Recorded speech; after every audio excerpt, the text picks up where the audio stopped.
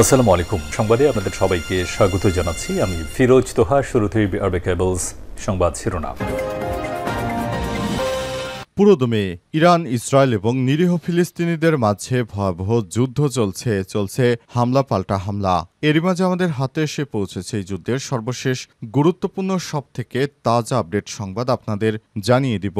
প্রথমেই জানাবো, ইরানের হামলায় আরেক ক্ষতি প্রকাশ করল ইসরায়েল। ইরানের হামলায় ক্ষয়ক্ষতি লুকানোর চেষ্টা করেছে ইসরায়েল। এরই ধারাবাহিকতায় তেল আবিবের আইডিএফ সদর দপ্তরের কাছে অ্যাপার্টমেন্ট টাওয়ার এবং মলে ক্ষেপণাস্ত্র ক্ষয়ক্ষতির সুকৌশলে গোপন রেখেছিল তারা, অথচ যুদ্ধের শুরুতে ইরানি মিসাইল সেখানে সফল আঘাত হানে। অবশেষে তা স্বীকার করে নিল ইসরায়েল। খবর দ্য টাইমস অফ ইসরায়েলের। এরপর জানাবো, বাজে কথা বন্ধ করুন, ট্রাম্পকে ইরানের সেনাবাহিনীর হুঁশিয়ারি। যুক্তরাষ্ট্রের প্রেসিডেন্ট ডোনাল্ড ট্রাম্পকে সরাসরি হুঁশিয়ারি দিয়েছে ইরানের ইসলামী বিপ্লবী গার্ড বাহিনী আইআরজিসির মুখপাত্র। তিনি বলেছেন, ট্রাম্প সাহেব, চোখ কান খোলা রাখুন, অপ্রাসঙ্গিক ও বিক্ষিপ্ত আচরণ বন্ধ করুন, তা না হলে আবার এমন শিক্ষা দেব বাপের নাম ভুলে যাবে। এদিকে মিয়ানমারে জান্তা সরকারকে আকাশ প্রতিরক্ষা ব্যবস্থা দিয়েছে বেলারুশ, বলছে অধিকার গোষ্ঠী। মিয়ানমারের সামরিক জান্তা বাহিনীর সরকারকে ড্রোন হামলা প্রতিরোধে সহায়তার অংশ হিসেবে আকাশ প্রতিরক্ষা ব্যবস্থা সরবরাহ করেছে বেলারুশ, এমন দাবি করেছে মিয়ানমারের মানবাধিকার সংগঠন justice for Myanmar JFM. Thailand থেকে প্রকাশিত মিয়ানমারের সংবাদ মাধ্যম দ্য ইরাবতীর প্রতিবেদন থেকে এই তথ্য জানা গেছে। এবারে জানাবো, প্রধানমন্ত্রীর পদত্যাগের দাবিতে বিক্ষোভে উত্তাল থাইল্যান্ড। প্রধানমন্ত্রীর পদত্যাগের দাবিতে থাইল্যান্ডের রাজধানী ব্যাংককে বিক্ষোভে উত্তাল হয়ে উঠেছে। কম্বোডিয়ার সাবেক নেতার সঙ্গে এই প্রধানমন্ত্রীর ফোনালাপ ফাঁস হওয়ার পরই হাজার হাজার মানুষ রাস্তায় নেমে এসেছে এবং দেশের প্রধানমন্ত্রীর বিরুদ্ধে সার্বভৌম লঙ্ঘনের অভিযোগ করছেন তারা। এবং সর্বশেষ জানাবো, কুমিল্লায় প্রবাসীর স্ত্রীকে ধর্ষণের ঘটনায় মূল অভিযুক্ত ফজর আলী সহ গ্রেপ্তার ৫। কুমিল্লার মুরাদনগর উপজেলা প্রবাসীর স্ত্রীকে ধর্ষণ এবং তাকে বিবস্ত্র ভিডিও ধারণ করে ছড়িয়ে দেওয়ার ঘটনায় মূল অভিযুক্ত ফজর আলীকে রাজধানীর সায়দাবাদ এলাকা থেকে গ্রেপ্তার করেছে পুলিশ। এছাড়াও ভিডিও ধারণ এবং সামাজিক যোগাযোগ মাধ্যমে তা ছড়িয়ে দেওয়ার অভিযোগে আরও ৪ জনকে গ্রেপ্তার করা হয়েছে। আজ কুমিল্লা জেলা পুলিশ সুপার নাজির আহমেদ খান স্বাক্ষরিত এক প্রেস বিজ্ঞপ্তিতেই তথ্য নিশ্চিত করা হয়েছে। প্রিয় দর্শক, এতক্ষণ শুনছিলেন সংবাদ শিরোনাম, এবারে বিস্তারিত। তবে তার আগে বন্ধুরা, অনুরোধ থাকবে এই সংবাদটিতে একটি লাইক দিন। এই চ্যানেলে আপনি নতুন হয়ে থাকলে আমাদের সংবাদটি দেখতে দেখতে চ্যানেলটি সাবস্ক্রাইব করে রাখুন। কমেন্ট করে বন্ধুরা আপনার মূল্যবান মতামত জানিয়ে দিন আপনি বিশ্বের কোন দেশ থেকে বা বাংলাদেশের কোন স্থান থেকে আমাদের সংবাদটি দেখছেন এবং শুনছেন। আর বন্ধুরা, ইরান ইসরায়েল যুদ্ধে আপনি কোন দেশকে সমর্থন করেন কমেন্ট করে জানিয়ে দিন। আর আপনি যদি নিরীহ ফিলিস্তিনিদের ভালোবেসে থাকেন, কমেন্টে ইয়েস লিখে বিশ্ববাসীকে জানিয়ে দিন। সংবাদটা আপনার সোশ্যাল মিডিয়া ফেসবুকে শেয়ার করে বন্ধুদেরও দেখার সুযোগ করে দিন। এবারে বিস্তারিত। ইরানের হামলায় আরেক ক্ষতি প্রকাশ করল ইসরায়েল। ইরানের হামলায় ক্ষয়ক্ষতি লুকানোর চেষ্টা করছে ইসরায়েল। এরই ধারাবাহিকতায় তেল আবিবে আইডিএফের সদর দপ্তরের কাছে অ্যাপার্টমেন্ট টাওয়ার এবং মলে ক্ষেপণাস্ত্রের ক্ষয়ক্ষতির সুকৌশলে গোপন রেখেছিল ইহুদিবাদী ইসরায়েল, অথচ যুদ্ধ শুরুতে ইরানি মিসাইল সেখানে সফলভাবে আঘাত হানে। অবশেষে তা স্বীকার করেছে ইসরায়েল। খবর দ্য টাইমস অফ ইসরায়েলের। ইসলামিক প্রজাতন্ত্র ইরানের সঙ্গে সাম্প্রতিক ১২ দিনের যুদ্ধে ব্যালিস্টিক ক্ষেপণাস্ত্র হামলায় তেল আবিবের কিরিয়া সামরিক দপ্তরের কাছে একটি বিলাসবহুল আবাসিক ভবন ক্ষতিগ্রস্ত হয়েছে। এই তথ্য আগে ইসরায়েলের অভ্যন্তরে প্রকাশ করা হয়নি, কারণ কর্তৃপক্ষ প্রভাবের স্থান সম্পর্কিত তথ্য অন্তর্ভুক্তির প্রতিবেদনগুলো গোপন রেখেছিল। যুক্তি দিয়েছিল ইরান তাদের ক্ষেপণাস্ত্রগুলোকে আরও ভালোভাবে ক্যালিব্রেট করার জন্য সেই তথ্য ব্যবহার করতে পারে। এখন জানা যাচ্ছে আইডিএফের সদর দপ্তরের কাপলান স্ট্রিটের প্রবেশপথের কাছে অবস্থিত ৩২ তলা আবাসিক টাওয়ারটিতে ক্ষেপণাস্ত্রর আঘাতের ফলে আগুন ধরে যায় এবং এর বাসিন্দাদের সরিয়ে নিতে বাধ্য হয়েছে। পৃথকভাবে চ্যানেল ১২ জানিয়েছে, কিরিয়া শহরের আশপাশে অবস্থিত আজরিয়ালি মল ব্যালিস্টিক ক্ষেপণাস্ত্র হামলায় ক্ষতিগ্রস্ত হয়েছে। রয়েছে। মূল ভবনটি অক্ষত, তবে রাস্তার দিকে সরাসরি খোলা বেশ কয়েকটি স্টোর ফ্রন্ট ব্যাপক ক্ষতির সম্মুখীন হয়েছে, যার আনুমানিক পরিমাণ 10 লক্ষ শেকেল। রাস্তা থেকেও মলের সম্মুখভাগে কিছু ক্ষতি দেখা যাচ্ছে। প্রতিবেদনে বলা হয়েছে, হামলার কয়েকদিন পর লুটকারী ক্ষতিগ্রস্ত দোকানগুলো থেকে বিপুল পরিমাণ পণ্য এবং নগদ টাকা চুরি করে। 12 দিনের সরাসরি সংঘাতের সময় ইরান ইসরায়েলের 500টিরও বেশি স্থাপনায় সরাসরি ব্যালিস্টিক ক্ষেপণাস্ত্র নিক্ষেপ করে, যার ফলে 28 জন নিহত হয় এবং অন্তত 1300 মানুষ আহত হয়েছে।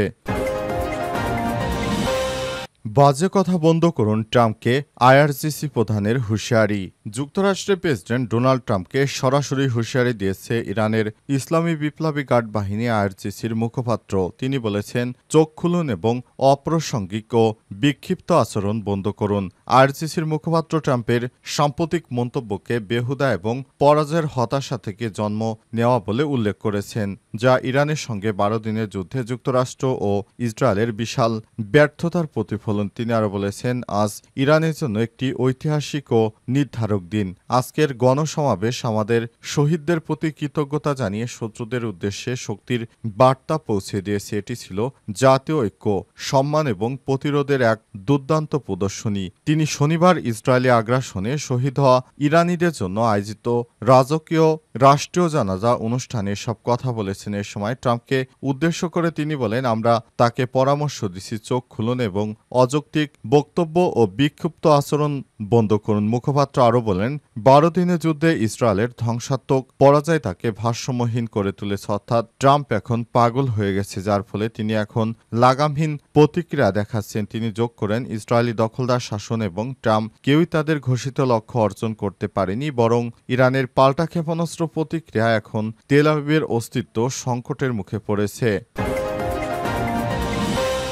মিয়ানমারে জান্তা সরকারকে আকাশ প্রতিরক্ষা ব্যবস্থা দিয়েছে বেলারুশ, দাবি অধিকার গোষ্ঠীর। মিয়ানমারের সামরিক জান্তা বাহিনীকে ড্রোন হামলা প্রতিরোধে সহায়তার অংশ হিসেবে আকাশ প্রতিরক্ষা ব্যবস্থা সরবরাহ করেছে বেলারুশ, এমন দাবি করেছে মিয়ানমারের মানবাধিকার সংগঠন justice for Myanmar JFM. Thailand থেকে প্রকাশিত মিয়ানমারের সংবাদ মাধ্যম দ্য ইরাবতীর প্রতিবেদনে এই তথ্য জানা গেছে। জেএফএম জানিয়েছে, দুই দেশের মধ্যে চলমান গুরুত্বপূর্ণ সামরিক সহযোগিতার প্রমাণ পেয়েছে তারা। সংগঠনটি জানিয়েছে, বেলারুশের সঙ্গে জান্তা সরকারের যোগাযোগ ফাঁস হওয়া নথিপত্র নিশ্চিত হওয়া গেছে। বেলারুশের রাষ্ট্রত্ব প্রতিষ্ঠান বেলেসপেদসে বিশেষভাবে মিয়ানমারের জন্য আকাশ প্রতিরক্ষা কমান্ডের ভিওডি রাডার প্রযুক্তি এবং ভূমিভিত্তিক ক্ষেপণাস্ত্র তৈরি করছে। জেএফএম জানিয়েছে, এই ব্যবস্থায় প্যানোরামা অটোমেশন এবং ভস্ট্রোক 3D রাডার রয়েছে, যা সংস্কীয়ভাবে লক্ষ্যবস্তু শনাক্ত করতে পারে, বিশেষ করে ড্রোন। এসব ড্রোনই ব্যবহার করেছে জান্তার বিরোধী বাহিনী। এছাড়াও মিয়ানমারে জান্তার সদস্যরা বেলারুশের state university of informatics and radio ইলেকট্রনিক্সের আকাশ প্রতিরক্ষা প্রযুক্তি নিয়ে পড়াশোনা করছে। এর লক্ষ্য হল নেপিডো এবং মান্দালয়ে জান্তার কারখানাগুলোতে অস্ত্র উৎপাদনের সক্ষমতা বাড়ানো। এর আগে 2021 সালে জাতিসংঘ সাধারণ পরিষদের এক প্রস্তাবে মিয়ানমারের অস্ত্র বিক্রি বন্ধের আহ্বান জানানো হলে বেলারুশ তার বিরোধিতা করে। এই বছর মার্চে মিয়ানমারে জান্তা প্রধান মিন অং বেলারুশ সফর করেছেন। পরে শুক্রবার তিনি আবার মিনস্কে গিয়ে বেলারুশের প্রেসিডেন্ট আলেকজান্ডার লুকাশেঙ্কোর সঙ্গে অস্ত্র ও বিনিয়োগ নিয়ে আলোচনা করেছেন।